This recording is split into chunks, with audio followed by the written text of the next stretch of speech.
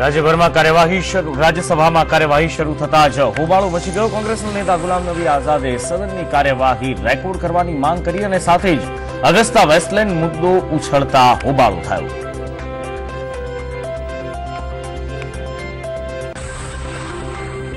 દેશભરના 7 એરપોર્ટ પર આજથી બેગેજ પર લગાવવામાં આવતા સિક્યુરિટી ટેગ લગાવવામાં નહીં આવે। આ પદ્ધતિ અમદાવાદ, હૈદરાબાદ, બેંગ્લોર એરપોર્ટ પર લાગુ થશે। આ સાથે જ દિલ્હી, ચેન્નાઈ, મુંબઈ, કોલકાતાનો પણ સમાવેશ કરાયો છે।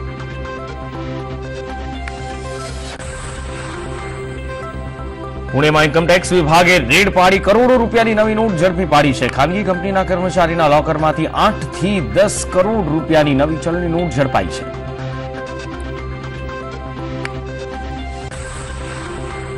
વડાપ્રધાન નરેન્દ્ર મોદી દુનિયાના સૌથી શક્તિશાળી લોકોની યાદીમાં ફોર્બ્સના લિસ્ટમાં સામેલ થયા છે। વડાપ્રધાન નરેન્દ્ર મોદીને ફોર્બ્સે દુનિયાના પ્રથમ 10 પ્રભાવશાળી વ્યક્તિઓમાં સ્થાન આપ્યું છે।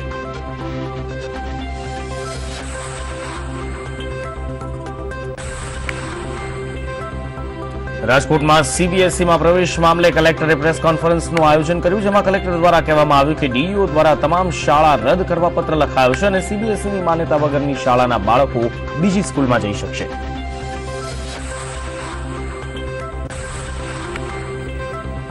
અમદાવાદમાં તપાસ કરવા માટે ઈડી વિભાગ દ્વારા તપાસ શરૂ કરવામાં આવી છે, જેમાં ઈડીઓ દ્વારા 10 સભ્યોની ટીમ તપાસ કરશે। 10 દિવસમાં રિપોર્ટ તૈયાર કરશે અને રિપોર્ટ સરકારને સોંપશે।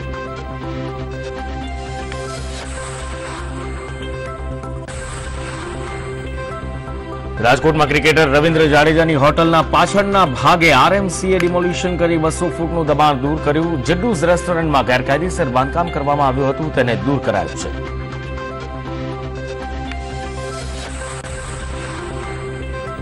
સુરતના ગજેરા સર્કલ પાસે સતત બીજા દિવસે ગટરના મેન હોલમાંથી કેમિકલ યુક્ત ફીણ નીકળ્યું છે। સંદેશના અહેવાલ બાદ અહીં દોડી આવેલ કર્મચારીઓએ જાણે કે તપાસનું માત્ર નાટક કરતા હોય તે રીતે અન્ય ગટર ખોલી તેનું નિરીક્ષણ કર્યું હતું।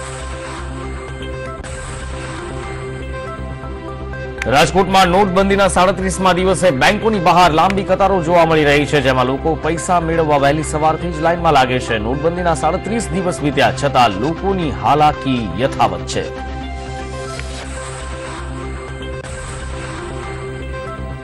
અમદાવાદના વસ્ત્રાપુરમાં મોડી રાત્રે દારૂની મહેફિલ માણતા નબીરા ઝડપાયા છે। વસ્ત્રાપુર પોલીસે ડ્રાઇવિંગ સિનેમા પાસે આવેલ કૃષ્ણા કોમ્પ્લેક્સમાં દારૂની મહેફિલ માણતા નબીરાઓને ઝડપી પાડ્યા।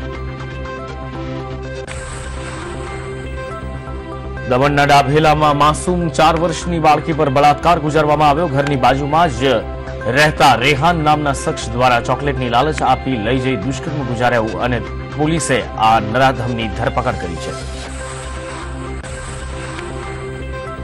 નવસારીમાં ફરી એકવાર માનવતા શર્મસાર થઈ છે। વિજલપુર શહેરના ચંદનવનમાં સામે આવી છે આ ઘટના કે કોઈ જનિતાએ માતા મમતા મરી પરવારી હોય તેમ અપરિપક્વ બાળકનું ગર્ભપાત કરાવ્યું અને તેને કચરા પેટીમાં રઝળતું મૂકી દીધું। ગાંધીનગર ખાતે સ્વર્ણિમ સંકુલમાં મુખ્યપ્રધાન વિજય રૂપાણીના અધ્યક્ષ સ્થાને કેબિનેટ બેઠક યોજાશે, જેમાં વાયબ્રન્ટ ગુજરાત 2017ની તૈયારીઓ અને આયોજનની સમીક્ષા કેન્દ્ર સ્થાને રહેશે। જ્યારે નોટબંધીના 1 મહિના બાદ રાજ્યમાં પ્રજાની વાસ્તવિક સ્થિતિની પણ સમીક્ષા કરવામાં આવશે।